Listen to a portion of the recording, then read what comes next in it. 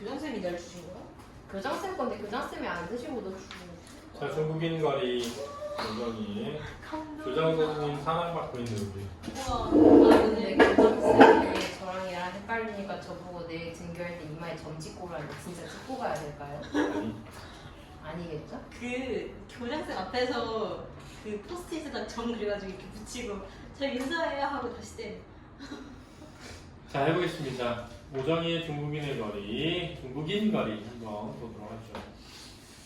1. 시를 남북으로 나누며 달리는 철도는 항만의 끝에 이르러서야 달려졌다. 그러네요. 석탄을 싣고 온 화차는 자칫 바다에 빠뜨릴 듯한 머리를 위태롭게 사리며 깜짝 놀라서 멎고 의인화된 표현이죠. 그 서슬에 밑구멍으로 주르륵 석탄가루를 흘려 보냈다. 그래서 묘사하고 있습니다. 배경을 묘사하고 있어요. 특히 이 소설에서 이 석탄가루라고 하는 이 소재는 좀 중요한 의미로 많이 등장하게 됩니다. 석탄가루는 약간 색깔이 어때? 어둡고 좀 칙칙하죠. 그렇죠? 담담한 어떤 전의 현실 이런 걸 드러내고 답답하고 깜깜한, 앞이 캄캄한 그런 상황을 드러내는 데 쓰입니다. 집에 가봐야 놀이꼬리만큼 짧다는 겨울에 점심이 기다리고 있는 것도 아니어서 우리들은 학교가 파하는 대로 책가방만 던져둔 채 때를 지어 선창을 지나 항만 북쪽 끝에 있는 제분 공장에 갔다 그러네요. 제분 공장은 뭐 하는데요? 밀가루 같은 거 만드는 공장, 그렇지? 제분 공장에 볕이 잘 드는 마당 가득 깔린 멍석에는 늘 덜 건조된 밀이 널려 있었다. 우리는 수희가 잠깐 자리를 비운 틈을 타서 마당에 들어가 멍석 기퉁이를 밟으며 한 움큼씩 밀을 입안에 털어놓고는 다시 걸었다. 자, 여기서 이제 점심이 됐는데 집에 가봐야 점심이 기다리고 있지 않았다라고 했잖아. 그러니까 점심을 챙겨줄 만큼도 되지 못했던 가난한 현실을 드러내고 있는 거야. 그러니 우르르 흩어져 대글대글. 자, 대글대글. 음성상징어죠. 이빨에 부딪히던 밀알들이 갈고 따뜻한 침에 의해 딱딱한 껍질을 불리고 속살을 풀어 입안 가득 풀처럼 달라붙다가 제법 고무질의 질긴 맛을 낼 때쯤이면 철로에 닿기에 마련이었다. 감각적으로 밀을 입안에서 씹던 것을 표현하고 있죠. 우리는 밀가루로 풍선을 만들거나 침목 사이에 깔린 잔돌로, 침목은 이제 그 철로에 열차, 기차, 레일 있잖아. 레일과 레일 사이에 이렇게 더 벌어지거나 틀어지지 말라고 박아놓는 나무야, 그렇지? 그리고 그 나무와 나무 사이에는 돌을 깔아 넣었단 말이야. 어떻게 생긴지 알지? 약간 이렇게 생겼잖아. 단면을 보면 이렇게 기차 철로 이렇게 생긴 거 알지? 응. 그리고 여기 이 나무가 이렇게 중간에 이렇게, 그리고 여기에 자갈이 이렇게 깔려있는 이렇게 생겼단 말이야. 그렇지? 뭘 그랬는지 모르겠어. 설마? 네. 조금 더 제작이야. 또 뜨겁다. 아, 뭔지 알겠어요. 바퀴가 여기 이렇게 달리는 거지. 기차. 그렇지? 저 레일에 딱 걸려가지고. 그걸로 비사치기를 하면서 이거는 비사치기 또는 비석치기라고 돼. 돌까기. 전날 자석을 만들기 위해 선로 위에 얹어놓았던 못을 뒤지며 화차가 닿기를 기다렸다. 왜냐면 못을 얹어놓잖아. 그럼 기차가 지나가면서 그 못을 밟아. 못을 밟으면 못에 자기력이 생겨가지고 자석처럼 된다. 마찰열에 의해서. 그렇지? 화차가 닿기를 기다렸다. 드디어 화차가 오고, 화차는 화물열차. 화물을 실은 열차. 몇 번의 덜컹거림으로 완전히 숨을 놓으면, 자, 완전히 숨을 놓으면 멈추면 이라는 것을 의인화해서 표현한 거야. 우리 재빨리 바퀴 사이로 기어들어가 석탄가루를 훑고 이가 벌어진 문짝 틈에 갈기처럼 팔을 들이밀어 조개탄을 후벼 내었다. 훔치는 거야, 그랬지? 셉이다. 우리 때는 셉이었다 그래. 니네 요즘 안 쓰지?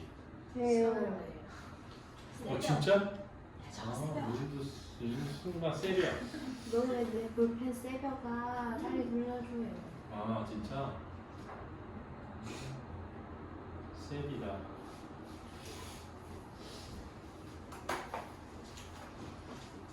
우리는 되게 그랬다. 철도 건너 저탄장에서 밀차를 밀며 나오는 인부들이 시커먼 모습을 나타낼 즈음이며 우리는 되게 신발 주머니에 보다 크고 몸놀림이 직선하여진 시멘트 부대 가득 석탄을 팔에 안고 낮은 철조망을 깨끗 발로 뛰어 넘었다. 선창에 갈린 식전 문을 밀고 들어가 구석자리 테이블을 와글와글 점거하고 앉으면 그날의 노획량에 따라 가락국수, 만두, 찐빵 등이 달라져 갔다. 석탄은 때로 군고구마, 딱지, 사탕 따위가 되기도 했다. 어쨌든 석탄이 선창 주변에서는 무엇과도 바꿀 수 없는 현금과 마찬가지라는 것을 우리는 알고 있었고 때문에 우리 동네 아이들은 사철 검정강아지였다. 왜 사철 검정강아지일까요? 석탄을 훔치느라 온몸에 석탄이 묻어서. 자, 그래서 1번은 이제 이 동네 인천이라고 하는 곳에 얘네가 있는 중국인 거리가 있는 마을의 어떤 모습을 드러내면서 동시에 가난했던 현실을 보여주고 있다라는 거야. 해안 전옥은 중국인 거리라고도 불려지는 우리 동네는 겨울에 북풍이 실어나른 탄가루로 그늘이 지고 거무죽죽한 공기 속에 해는 낙달처럼 희미하게 어디가 있었다. 묘사야. 할머니는 언제나 집수생이의 아궁이에서 긁어낸 고운 재를 묻혀서 번쩍 광이 날 만큼 대야를 닦았다. 아버지 와이셔츠만 따로 빨기 위해서였다. 그러나 바람을 들이지 않는 차양 안쪽 깊숙이 넣은 와이셔츠는 몇 번이고 다시 헹구어 푸세를 새로 하지 않으면 안 되었다. 왜? 탄가루가 계속 뭐하니까? 묻어서. 망할 놈의 탄가루들 못살 동네야. 자, 이거는 아마도 할머니의 독백이겠죠? 예. 할머니가 혀를 차며 나는 을에 뒷말을 받았다. 광석천이라는 뇌물에선 말이다. 물론 난리가 나기 전 이북에서지. 빨래를 하면 희다 못해 시퍼랬지. 어느 독이 그렇게 시퍼렇겠니? 그랬단 말이에요. 그럼 광석천이라는 뇌물은 그렇지? 전쟁 전에 할머니가 살던 고향의 게으름물이야. 그렇지? 자, 여기서 뭐가 드러나니? 전쟁으로 인한 고향의 실감. 그 스승이 전쟁을 다루는 소설에서는 전쟁의 뭘 드러내는 상처를 드러내는 작품들이 많이 나온다라고 했잖아. 그치? 생각나니?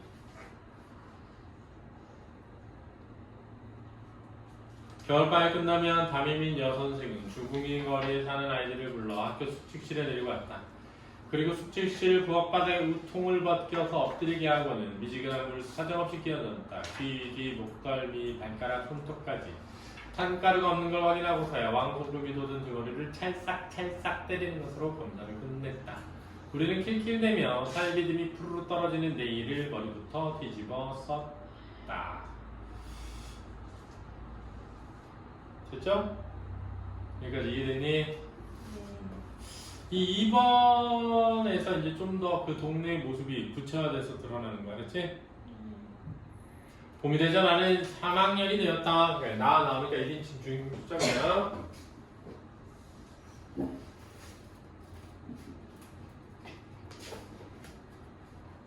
오전반이었기 때문에 한낮인 거리를 치우기와 나는 어깨동무를 하고 천천히 걸어서 집으로 돌아오고 있었다.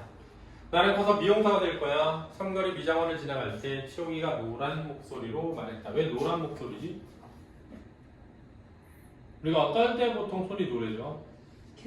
귤 많이 먹었을 때. 그치? 옛날 애들이 노라면 얼굴이 먼 끼가 있다라고 이렇게 황달기가 있다라고 했단 말이야. 보통 황달기가 있다는 건 뭐니? 약간 많이 못 먹고 굶주리고 이럴 때 걸리는 거야. 그렇지? 회충약을 먹은 날이니 아침 굶고 와야 해요. 선생님 지시대로 치우기도 나도 빈속이었다. 공복감 때문일까? 산토닌을 먹었기 때문일까? 해인초 끓인 냄새 때문일까? 아마도 햇빛도 지나다니는 사람들 얼굴도 치마 밑에 펄럭이로 기어드는 산원 봄바람도 모두 노랬다. 왜? 이런 표현 알지? 아 진짜 하늘이 빙글빙글 도는 것 같아.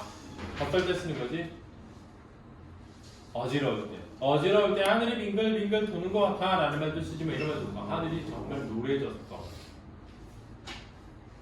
하늘이 정말 노랗게 보이더라. 노래지더라. 이렇게 말하기도 한단 말이야. 그러니까 지금 굶은 데다가 약을 먹어서 정신이 없는 거야. 알았지? 니네는 해충약 먹어봤어? 안 먹었다고? 그거 먹어야 되지 않니? 1년에 2년에 한 번 먹어야 돼. 구충제. 안 먹어봤는데. 옛날 해충약이랑 요즘 해충약이랑 다른데 옛날 해충약은 뭐냐면 먹으면 몸 안에 있는 해충이 정신을 잃게 만드는 거거든. 그럼 정신을 잃은 해충이 어떻게 돼? 죽어요. 응가로 똥으로 나오는 거야. 그 진짜로 거짓말 안 하고 똥 싸잖아? 그럼 막 벌레들이 막 기어다녀. 지금 해충약은 뭔지 알아?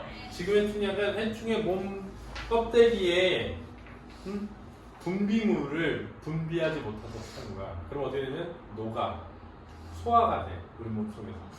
그래가지고 우리가 혼연일체된다. 그래서 옛날 해충약이 좋은지 지금 해충약이 좋은지 모르겠지만 어쨌든 지금 해충약은 해충을 우리가 먹도록 도와주는 거야. 기어다니는 게 더 싫더라. 옛날 해충약은 해충이 기어다니는 걸 보는 거고. 근데 옛날에는 그 해충약 하는 아저씨들 돌아다니면서 그 해충약 먹고 똥 싸는 거 해주면 50원인가 줬거든. 그래서 친구들이 그거 했어. 50원 주면 그거 먹고 또 해충약 먹고 옆에 똥을 싹 훔치지. 침 깔아놓고 그럼 거기서 막 해충막 다니는 거 보여주면서 약 팔고 있거든. 아저씨가. 그런 시대에 지금 살았다니. 와 진짜 말도 안 되는 시대지. 아 진짜로 제가 어릴 때 그랬어. 초등학생. 하긴 선생님 어릴 때 니네는 그런 거 없었지. 변 검사, 똥 검사, 변봉투, 변봉투. 근데 왜 분리수학이 소변검사는 없었지? 아니 우리 때는 똥도 검사했었어. 변 검사. 그래가지고 똥봉투를 줘. 그러면 가져가야 돼. 그 클래식에 나왔던 거 아니에요? 근데 꼭 까먹어. 그래가지고 어떻게 해? 가다가 강아지 똥 개가 막 똥 싸는 거 있잖아요. 그럼 발견하면 거기 그거 떠가지고 거기다 넣어. 혼나. 아닌가? 그 영화 클래식에 나오는 거. 자두에서 나왔던 나 아무튼 똥봉투 나눠주고 했었어. 약이 만큼 받아가지고 소똥님 주워다 갔다 들어와. 야, 얘 건드리지 마.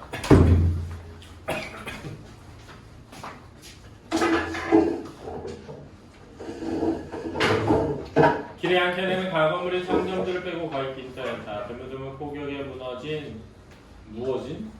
못하겠지? 건물의 형해가 형체. 썩은 이빨처럼 형해는 오타 아니야. 이런 단어 있어. 썩은 이빨처럼 서 있을 뿐이었다. 라네요. 이거 비유적 표현이고.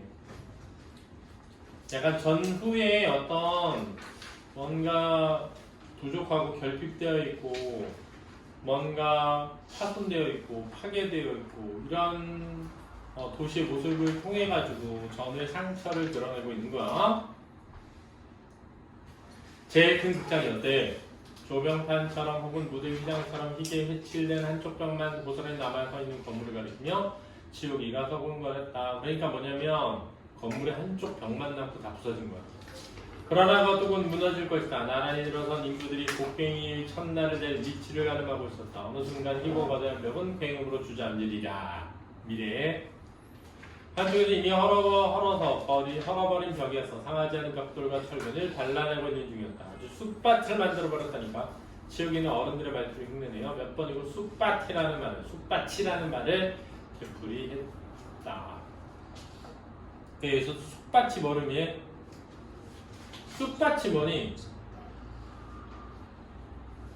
자, 원래 밭에 자라지 않아야 될 거가 쑥이 막 자라가지고 엉망진창이 된 거야. 그렇지. 쑥은 원래 밭에다 기르는 게 아니라 산에서 그냥 캐는 거잖아. 근데 밭에다 농작물을 심었는데 쑥이 자라면 농작물이 망치거든. 쑥밭이 됐다는 건 뭐냐면 망했다. 엉망진창이 됐다. 이렇게 알았지? 사람들은 개미처럼 열심히 집을 지어서 빈털에다 들였다. 반짜린 드럼통마다 2개가량 듬뿍 써서 헤인초를 끓였다. 지역에 나는 자주 멈춰서서 찍찍 침을 뱉었다. 보통 이제 날라리들이 되지 않나? 침 뱉는 거? 이렇게 이빨 사이로 침 뱉어내는 거지. 회충이 약 먹고 지랄하나 봐. 아니야, 회충이 오줌 싸는 거야. 그래도 매식검은 가라앉지 않았다. 끓어오르는 이초의 거품도 조개산에서 피어오르는 연기도 해조와 뒤섞이는 석회의 냄새도 온통 노란빛 해오리였다. 왜 사람들은 집을 지을 때 해인초를 쓰지? 난 저 냄새만 맡으면 머리끝 뿌리까지 뽑히는 것처럼 골치가 아파. 지혁이는 내 어깨에 엇갈린 판을 무겁게 내려뜨렸다. 그러나 나는 마냥 늑장을 부르며 천천히 걸어서 해인초 냄새, 내가 이 시와 나는 최초의 악수였으며 공감이었던 그 노란빛 냄새를 들이마셨다. 그래서 이 시와 나는 최초의 악수라는 걸 통해서 뭘 할 수 있냐면, 나도 그렇지? 부모님을 따라 이 도시로 뭐 하게 된 거야? 이사 오게 된 거지. 그렇지? 이 도시에 이사 왔을 때 내가 처음 맡았던 냄새가 뭐였던 거야? 해인초 끓이는 냄새였던 거지. 아마도 이제 건물을 지을 때 이걸 끓여가지고 개에서 이렇게 하나 봐.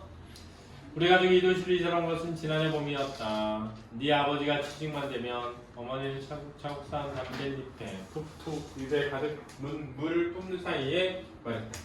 담뱃잎을 꼭꼭 눌러 담은 부대에 멜빵을 해서 메고 첫 새벽에 나가는 어머니는 이틀이나 사흘 후에 초줄금이 되어 돌아오고 했다. 뭐 하느라고? 장사하러 다니느라고. 알았지?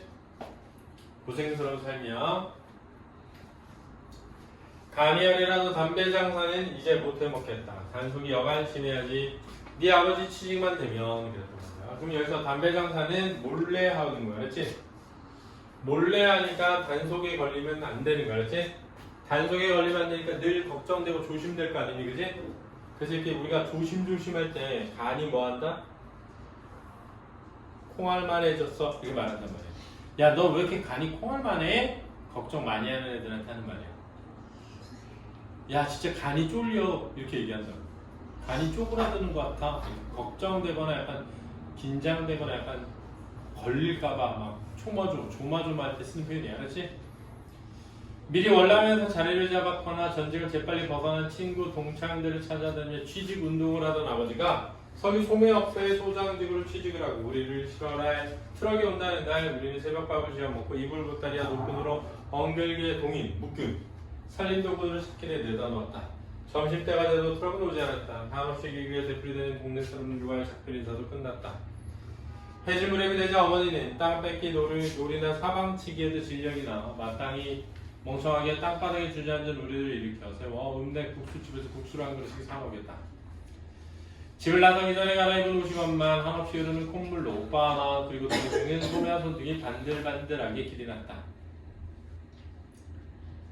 날이 완전히 어두워졌어도 어머니는 젖먹이를 안고 이불 보따리 위에 올라앉은 채 트럭이 나타날 대리 목객만 뚫어지게 들어보고 있었다. 트럭에 나타난 것은 저물보다 한참이 지난 후였다.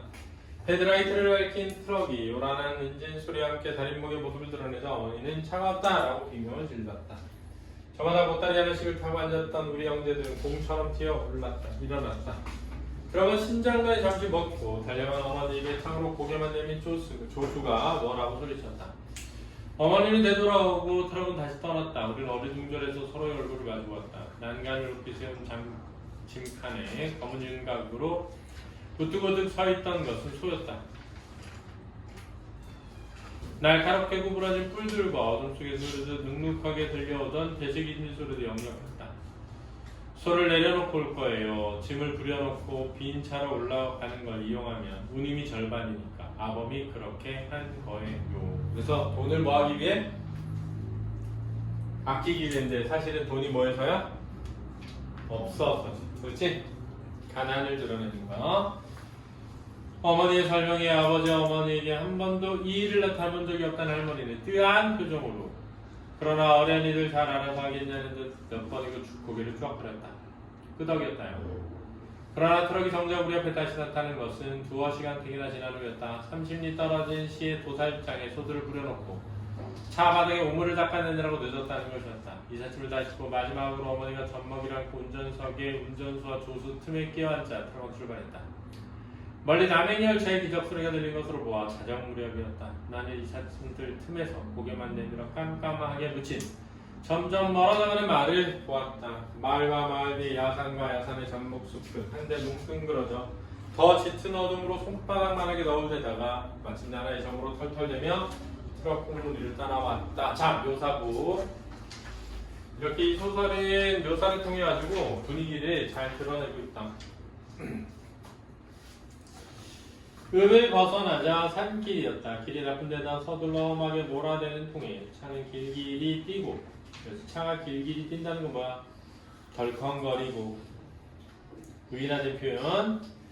짐들 숨바구니에 석회처럼 박혀있던 우리는 스프링 장치가 된 자동인형처럼 간단없이 튀어올랐다. 끊임없이. 할머니는 아그그 뼈 맞을 부딪힌 소리를 어금니로 눌렀다. 길 아래는 강이었다. 차가 뛰어오를 때마다 하마하마 강물로 곤두박질 치겠지 생각하며 나는 눈을 꼭 감고 4살짜리 동생을 힘주어 끌어안았다. 구솜. 봄이라고 해도 밤바람은 칼끝처럼 메웠다. 물살을 가르며 사납게 웅웅대던 바람은 그의 첨예한 손톱으로 비듬이 허옇게 이는 살같이 후비고 아직도 차 안에 질척하게 보이는 새똥 냄새를 한 조금씩 걷어내었다. 바람이 내 살을 베어내는 것처럼 추웠다는 거야. 아까 그 소들 다 죽었을까? 나는 문득 어둠 속에서 들려오던 소리들의 눅눅한 되새기 있는 소리를 떠올리며 소들이 낸 소리. 언니에게 물었다. 언니는 세운 무릎 사이 얼굴을 깊이 묻은 채 대답이 없었다. 물론 지금쯤이면 각을 뜨고 가죽을 벗기고 내장을 긁어내기에 충분한 시간일 것이다. 뭐해? 소해. 다른 즐거운 머리 위에서 둥그렇고 4살짜리 동생은 어눌한 말씨로 씨발로마 왜 자꾸 따라오는 거요? 소리치며 달을 향해 주먹질을 해댔다. 웃기네요. 이게 무슨 말이야? 씨발로마 이거. 여기 있잖아요. 근데 왜 자꾸 따라오는 거였는데? 다리 자꾸 따라와. 아, 그렇지. 이렇게 보면 다리 따라오는 거 같지. 차 타고 가다 보면 아직 어린 거죠. 차는 잘 젖었다. 5명의 아이들이 차를 오줌이 아래기 때문이다. 짐칸과 운전석 사이 손바닥만한 유리를 두들기며 계속에 옆창문을 열고 고개를 흔들어 들어오고 뭐야! 하고 소리쳤다. 좀 말인데요! 조수는 손짓으로 그냥 누라는 신용을 해보였으나 할머니가 펄썩 뛰었다. 말부터 차가 먹고 조수는 아이들 하나씩 안아내리며 한꺼번에 다 넣어버려 몽땅! 하고 투명스럽게 말했다.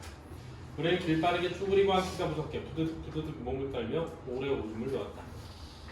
행중구역이 바뀌거나 길이 굽이도는 곳은 반드시 초도가 있어서 한 차례 검문을 받아야 했다. 전투복을 입은 경찰이 트럭의 전집구를 휘둘러 대면 담배 장사로 간이 손톱만큼밖에 안 남았다는 어머니는 공연히 창밖으로 고개를 펴고 소리쳤다. 실컷 보시오이. 암만 뒤져도 가짜는 따라지 보따리와 새끼들 뿐이오이.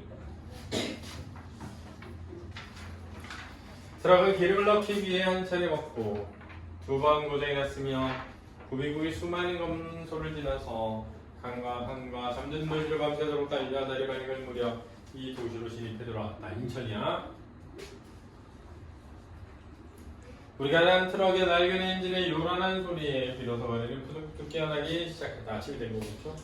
가다란 뼘만치에 밀어둔 시 끝 해안 동네에 다다라 우리는 짐들과 함께 트럭에서 하나 내려졌다. 밤새 따라오는 다른 빛을 잃고 서쪽 하늘에 원단처럼 납작하게 걸려있었다. 묘사. 트럭이 맞은 곳에 낮은 목조에 이 집이 있었는데 이 집 앞이었는데 아래층이 길가에 연애 상점들처럼 몇 종의 유리문으로 되어 있었다. 그리고 흙먼지가 뿌옇게 앉은 유리에 붉은 페인트로 석유 배급소라고 쓰여 있었다. 바로 앞으로 우리가 살게 될 집이었다. 그러니까 우리가 석유 배급소로 쓰던 창고 같은 곳에서 뭐 하게 된 거야? 살게 된 거죠.